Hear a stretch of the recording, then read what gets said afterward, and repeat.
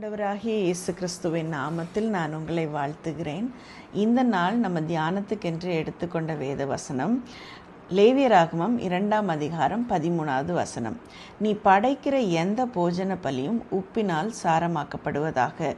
உன் தேவனுடைய உடன்படிக்கையின் உப்பை உன் போஜன பலியிலே குறைய விடாமல் நீ படைப்பது எல்லாவற்றோடும் உப்பையும் படைப்பாயாக. இதில் என்ன சொல்லியிருக்குன்னா, உப்பை பற்றி ஆண்டவர் கட்டளை கொடுத்துருக்கிறாரு. நீ ஆஃபர் பண்ணுற எல்லா கிரெயின் ஆஃபரிங்லேயும் நீ உப்பு போட்டிருக்கணும். அந்த உப்பு அதை சாரமாக்கணும், அந்த போஜன பலியை சாரமாக்கணும். அதே மாதிரி இந்த உடன்படிக்கையின் உப்பு, அது உன் தேவனுடைய உடன்படிக்கையின் உப்பு அப்படின்னு சொல்லி போட்டிருக்குது. அடுத்தது, நீ படைக்கிற எல்லாவற்றோடும் உப்பையும் படைப்பாயாக அப்படின்னு போட்டிருக்குது. ஸோ உப்பை பற்றி 3 விதமான கட்டளை கொடுத்துருக்கிறாரு. முதல் கட்டளை நீ படைக்கிற போஜன பலி உப்பினால் சாரமாக்கப்படணும். அதாவது இது ஒரு டேஸ்ட் என்ஹான்சர், இது ஒரு ப்ரிசர்வேட்டிவ். அதே மாதிரி இது க்ளீன் பண்ணுறதுக்கு தேவையான எல்லா இன்க்ரீடியண்ட்டும் அதில் இருக்குது, அதில் எல்லா ப்ராப்பர்ட்டிஸும் அதில் இருக்குது. ஸோ நமக்கு எந்த சாப்பாடில் இந்த உப்பு போட்டாலும் அது ஒரு டேஸ்ட் என்ஹான்சராக இருக்கும். அதை டேஸ்ட்டை கூட்டி கொடுக்கும். அதை நமக்கு நாக்குக்கு ருசியாக கொடுக்கும். அதே மாதிரி ஒரு பதார்த்தத்தில் நீங்கள் உப்பு போட்டு வைக்கிறீங்க அப்படின்னா, இப்போ ஊறுகாய் போடுறோம் இல்லை கருவாடு வைக்கிறோம் அப்படின்னா என்ன பண்ணுறோம், நம்ம உப்பு போட்டு நம்ம அதை காய வைக்கிறோம், இல்லை ஊறுகாய்க்கு உப்பு போட்டு அதை ஒரு ப்ரிசர்வேட்டிவாக நம்ம அதை யூஸ் பண்ணுறோம். அதே மாதிரி சில நேரங்களில் நமக்கு சில க்ளீனிங்க்கு அந்த உப்பு உதவி செய்யுது. ஸோ இந்த மாதிரி அதோட ப்ராப்பர்ட்டிஸ். ஸோ ஃபஸ்ட்டு நம்ம அந்த இதில் பார்க்கும்போது ஆண்டவர் என்ன சொல்கிறாரு, உன் தேவனுடைய உடன்படிக்கையின் உப்பு. இந்த உப்பு ஒரு இடத்துல நம்ம இப்போது ஒரு ப்ரிசர்வேட்டிவாக அதை யூஸ் பண்ணுறோன்னா அது ரொம்ப நாளைக்கு அந்த சாப்பாடை தூய்மையாக பாதுகாத்துக்கொள்ளும். அதாவது அதில் எந்த பிரச்சனையும் வராமல், அது கெட்டு போகாமல் அது பாதுகாத்துக்கும். இப்போ ஆண்டவருடைய அது ரொம்ப நாளைக்கு அது பாதுகாத்துக்கிறதுனால ஆண்டவர் நம்மோடு பண்ணுற உடன்படிக்கையும் நித்தியமான ஒரு உடன்படிக்கை. ஆண்டவர் நம்ம கூட பண்ணுற அந்த உடன்படிக்கையை அது ஒரு நித்தியமான உடன்படிக்கை அப்படிங்கிறத ரீஇன்ஸ்டேட் பண்ணுறாரு. அதே மாதிரி இதில் நீங்கள் பார்த்தீங்கன்னா, எண்ணாகமம் 18வது அதிகாரம் 19வது வசனத்தில் என்ன போட்டிருக்குன்னா, இஸ்ரவேல் புத்திரர் கர்த்தருக்கு ஏறெடுத்து படைக்கிற பரிசுத்த படைப்புகளை எல்லாம் உனக்கும் உன் குமாரருக்கும் உன் குமாரத்திகளுக்கும் நித்திய கட்டளையாக கொடுத்தேன். ஆண்டவர் எல்லாத்தையும் நமக்கு நித்திய கட்டளையாக கொடுக்குறார். நித்திய கட்டளை அதான் ரொம்ப நாளைக்கு லாங் லாஸ்டிங் கவனண்ட்டாக ஆண்டவர் நம்ம கூட செய்கிறாரு.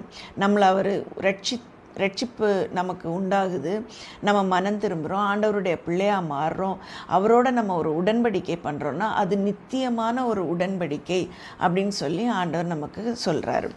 ரெண்டாவது பார்க்க போனால் 2 நாளாகமம் 13வது அதிகாரம் 5வது வசனத்தில், இஸ்ரவேலை என்றைக்கும் ஆளும் ராஜ்யபாரத்தை இஸ்ரவேலின் தேவனாகிய கர்த்தர் தாவீதுக்கும் அவன் குமாரருக்கும் மாறாத உடன்படிக்கையாய் கட்டளையிட்டதை நீங்கள் அறியீர்களா? அது ஒரு மாறாத உடன்படிக்கை, நித்திய கட்டளை, மாறாத உடன்படிக்கை. ஸோ நம்ம இப்போ லேவியராகமம்ல பார்க்குற அந்த உப்பு அப்படிங்கிறது நமக்கு உடன்படிக்கையின் உப்பாக அது மாறுது. ஒரு உடன்படிக்கை, ஆண்டவர் நித்தியமான ஒரு உடன்படிக்கையை அவர் நம்மளோட ஒரு உடன்படிக்கையை ஏற்படுத்துகிறாரு. அந்த உடன்படிக்கை நித்தியமானது, பரிசுத்தமானது. அது இதில் சொல்லும்போது மாறாதது. அந்த மாதிரி ஒரு உடன்படிக்கையை நம்மளோட அவர் பண்ணியிருக்கிறதுனால அவருக்கு நம்ம படைக்கிற எல்லாமே நித்தியமானதும் மாறாததுமாக இருக்கணும். ஆண்டவர்கிட்ட நம்ம ஆண்டவர் கொடுக்குற போஜன பலியை ஆண்டவர் அவ்வளோ தூரம் நம்மக்கிட்டேருந்து எதிர்பார்க்கிறார் அப்படிங்கிறது தான் அதில் இருக்குது. ரெண்டாவது அது தூய்மையானது அப்படின்னு சொல்லும்போது தூய்மைப்படுத்தும், அதாவது க்ளீன் பண்ணுறதுக்கு உதவும். ஆண்டவர் நான் பரிசுத்தராக இருக்கிறது போல் நீங்களும் பரிசுத்தராக இருங்கள் அப்படின்னு தான் ஆண்டவர் நமக்கு சொல்கிறாரு. ஸோ நம்ம பரிசுத்தமாக நம்மளை பாதுகாத்து கொள்ளணும். நம்ம படைக்கிற பலி பரிசுத்தமாக இருக்கணும். ஆண்டவருக்கு நம்ம படைக்கிற பலி பரிசுத்தமாக இருக்கணும். எப்போ அது பரிசுத்தமாக இருக்கணும்னா, ஏறெடுக்கிற இடம் பரிசுத்தமாக இருக்கணும். அப்போ தான் அந்த பலியும் பரிசுத்தமாக இருக்கும். ஸோ நம்மளை நாம் பரிசுத்தமாக பாதுகாக்கணும்.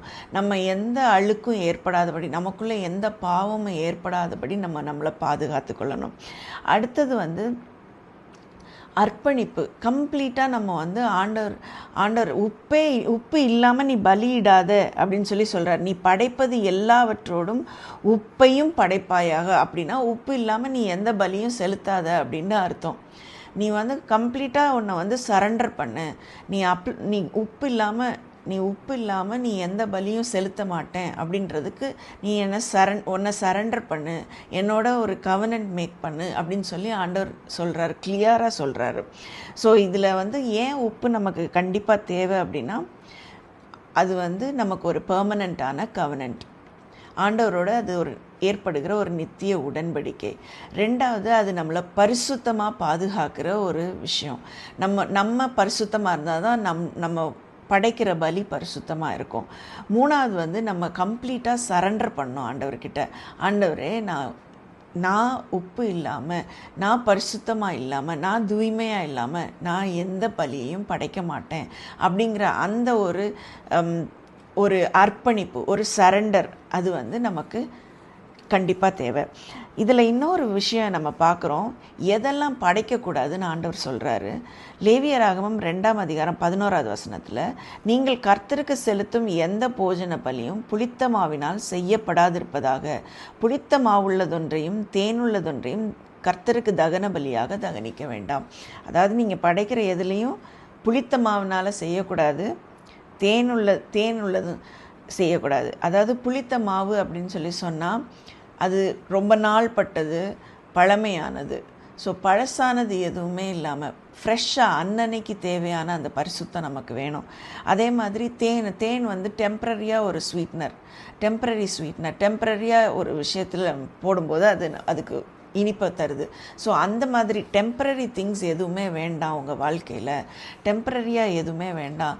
நீங்கள் பெர்மனெண்ட்டாக இருக்கிற அந்த கவனன்ட்குள்ளே வாங்க அப்படிங்கிறத ஆண்டவர் நமக்கு மறுபடியுமா இது பண்ணுறாரு. புதிய ஏற்பாட்டில் நமக்கு ஆண்டவர் என்ன சொல்கிறாரு அப்படின்னா, மத்தேயு 5ஆம் அதிகாரம் 13ஆம் வசனம், நீங்கள் பூமிக்கு உப்பாக இருக்கிறீர்கள். நம்ம பூமிக்கு உப்பாக இருக்கிறோம் அப்படின்றத ஆண்டவர் சொல்கிறார். ஸோ ஆண்டவரோட நம்ம உடன்படிக்கை கரெக்டாக இருந்துச்சுன்னா, ஆண்டவரோட நம்ம பேசுகிறது கரெக்டாக இருந்துச்சுன்னா, ஆண்டவருக்கு நம்ம படைக்கிறது பரிசுத்தமாக இருந்துச்சுன்னா, நம்ம பூமிக்கு உப்பாக இருப்போம். ஆண்டவருக்கு நம்ம கம்ப்ளீட்டாக நம்மளை சரண்டர் பண்ணி, நம்மளோட லைஃப்பை சரண்டர் பண்ணி ஆண்டவருக்கு நம்ம பலி செலுத்துகிறோம் அப்படின்னா நம்ம பூமிக்கு உப்பாக இருப்போம். நம்ம ஜெபிப்போமா? ஆண்டவரே, உமக்கு ஸ்தோத்திரம் அப்பா. இந்த நேரத்திலும் கூட தகப்பனே, அப்பா, இந்த நேரத்தில் நாங்கள் பூமிக்கு உப்பாக இருக்கிறோம் நீங்கள் சொல்லியிருக்கிறீங்களா ஆண்டவரே. அப்பா, நீங்கள் எங்களோட ஏற்படுத்தியிருக்கிற அந்த பெர்மனன்ட் கவனன்ட்டுக்காக உமக்கு ஸ்தோத்திரம் அப்பா. ஆண்டவரே, நீர் எங்களை பரிசுத்தமாய் பாதுகாக்க ஆண்டவரே எங்களுக்கு கிருபை செய்கிறீர், அதற்காக உமக்கு ஸ்தோத்திரம் அப்பா. ஆண்டவரே, நாங்கள் எங்களை கம்ப்ளீட்டாக சரண்டர் பண்ணுறோம் ஆண்டவரே, நாங்கள் பரிசுத்தமாக இல்லாமல் ஆண்டவரே எந்த பலியும் செலுத்தி விடாதபடி தகப்பனே நீர் எங்களை பாதுகாப்பீராக, அதற்கேற்ற கிருபைகளை தருவீராக. உம்முடைய கரத்தில் ஒப்பு கொடுக்கிறோம். நீரே மகிமைப்படுவீராக. துதிகன மகிமையெல்லாம் ஓகே செலுத்துகிறோம். இயேசுவின் நாமத்தில் ஜெபிக்கிறேன் நல்ல பிதாவே. அன்பானவர்களே, உப்பினால் உங்கள் பலிகளை சாரமேற்று ஆண்டவருக்கு படைத்து கொள்ளுங்கள். ஆண்டவர் உங்கள் பலிகளை ஆசீர்வதிப்பாராக, அங்கீகரிப்பாராக. ஆமேன்.